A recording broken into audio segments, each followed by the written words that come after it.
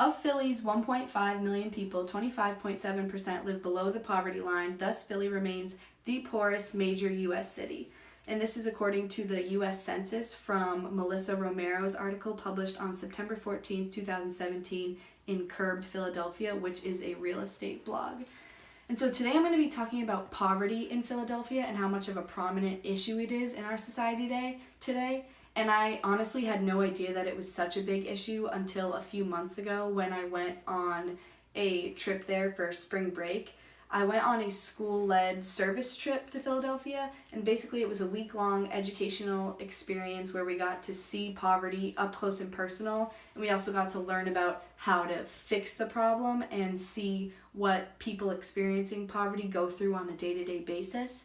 And so the three main points of discussion that help to contribute to the poverty issue or help further describe what poverty entails in Philadelphia is homelessness, education, and unemployment. So the first topic is homelessness, and approximately 1,000 people are homeless in Philadelphia, and that doesn't sound like a lot, but if you think of 1,000 people wandering the streets during the winter without a shelter or without a sufficient amount of clothing, it does become a significant statistic. So the first place we went to is called Broad Street Ministry, and it's basically a renovated church that allows homeless people to come in and enjoy a 3-course meal every single day, and they can socialize with other people, listen to music, but they also get provided free services such as haircuts, dentist appointments, or physical checkups by doctors. And it's just so many free services that they have access to that they wouldn't usually have access to out on the streets of Philadelphia. And so here's a picture of us at Broad Street, and this is what Broad Street looks like. On the inside you can see all the people. And so a statistic from the Philadelphia Inquirer, which is their newspaper, is 48% of the city's residents, which is almost half of us, cannot provide basic subsistence for our families. And that's from John Friedman Rudofsky from his article on April 19th of this year. And basically, homelessness goes into two kind of parts, which is lack of shelter and then starvation. So these people, which it says almost half of us, are unable to provide for their families. Clearly, they are in a situation where they will go starving if they can't get the right amounts of food, or they don't have a means of getting food for their family, which contributes to the poverty in general in the city.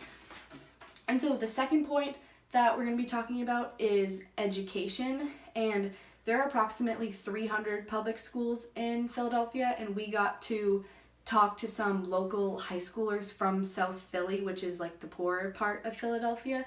And we learned how their high school experiences are so different than our high school experiences. They didn't have access to a certain amount of classes to boost their education. And we also learned that a bunch of seniors who are going to college are paying for their whole college tuition by themselves, and they're also first-generation high school students. So I know that many people, even from Fairfield, might have to pay for their whole tuition, but more often than not, students nowadays get aid from their parents or aid from other places. So the fact that these 17 and 18-year-olds were like thinking about budgeting and that's all they cared about based on their college decision choice, not which campus they liked the best, was eye-opening, because it shows how much they have to consider when factoring in college decisions. And then also the fact that they're all majority first-generation college students is because most of their parents were immigrants, and they didn't have the opportunity to get an education like their children in the United States. And so another statistic from the Philadelphia Monthly Magazine is the hardest hit groups from poverty is Hispanics, 38% of whom live below the poverty line, and they are followed closely by African American and Asian residents. Philly's population has grown for the 11th straight year, fueled largely by a spike in immigrants moving to the city, which account for 15% of the city itself, and that's from Joe Trinacria's article, published on April 6th of this year in the magazine. And basically, the large population of immigrants in Philadelphia goes to show why these children are first generation students, because their parents had just moved to America and didn't get the opportunity to go to school, which also segues into our next major point of discussion, which is unemployment.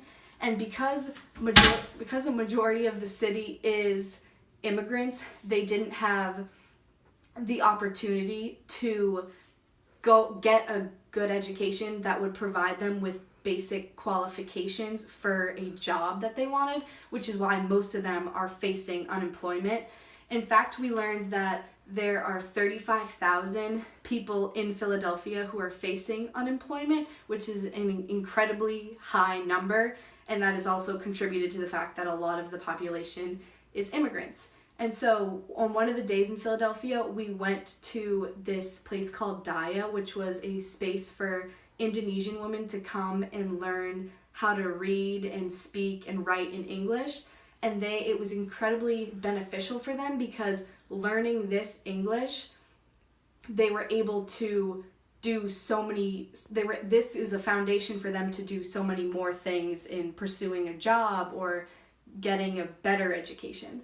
So overall, in Philadelphia, the homelessness aspect, the educational aspect, and the unemployment aspect all contribute to how poor the city is. And in fact, it's ranked one of the top 5 poorest cities in the United States, and it's been ranked that way for a decade now, which is an incredible fact. And so I hope you learned more from this video. Thanks.